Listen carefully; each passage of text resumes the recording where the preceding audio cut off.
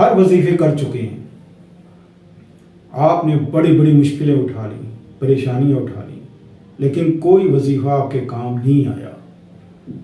تو حضرت غوث اعظم نے ایک ایسا وظیفہ بتایا کہ جو عرش پہ بھی پڑھا جاتا ہے، یعنی ادھر انسان پڑھتا ہے، ادھر عرش کے فرشتے وہ بھی پڑھتے ہیں۔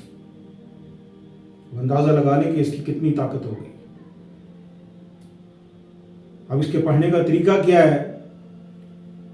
پہلے تو یہ ہے کہ آپ سخت سے سخت مشکل آ جائے آپ کے اوپر، مثال کے طور پر آپ کی زمین پر کوئی قبضہ مار کے بیٹھ گیا ہو، گھر پہ کوئی قبضہ مار کے بیٹھ گیا ہو، آپ نے ہر طرح سے کوشش کر لی، لیکن کوئی ایسا اسباب نہیں، کوئی آپ کا مددگار نہیں کہ آپ کو وہ زمین یا وہ گھر آپ کو لے دے۔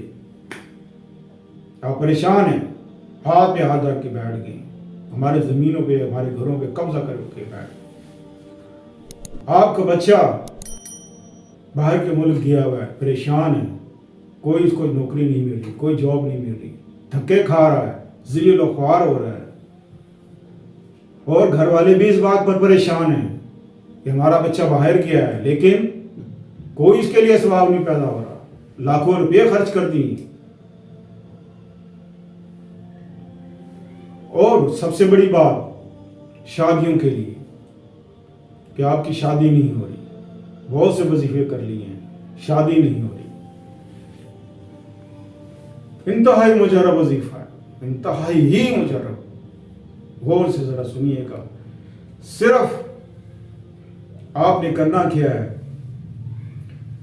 یہ 7 روز کا وظیفہ ہے، 7 دن کا، 7 دن کا وظیفہ آپ کر لیں۔ آپ نے کرنا کیا ہے کہ 7 روزے رکھنے، 5 وقت کی نماز پڑھنی، 7 روزے رکھنے، آپ نے افطاری نمک سے کرنی ہے، اور اس کے بعد آپ نے کیا پڑھنا ہے، چلتے پھرتے اٹھتے بیٹھتے یا ہر نماز کے بعد 100 بار پڑھ لیں، چلتے پھرتے پڑھیں۔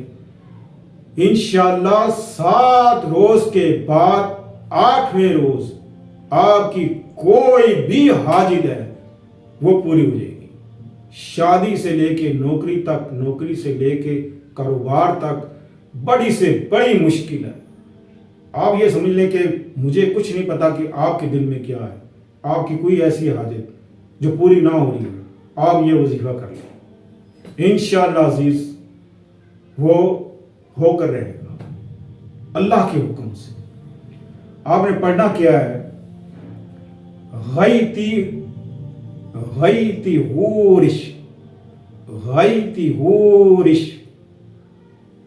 غیتی ہورش، یہ آپ نے پڑھتے رہنا ہے۔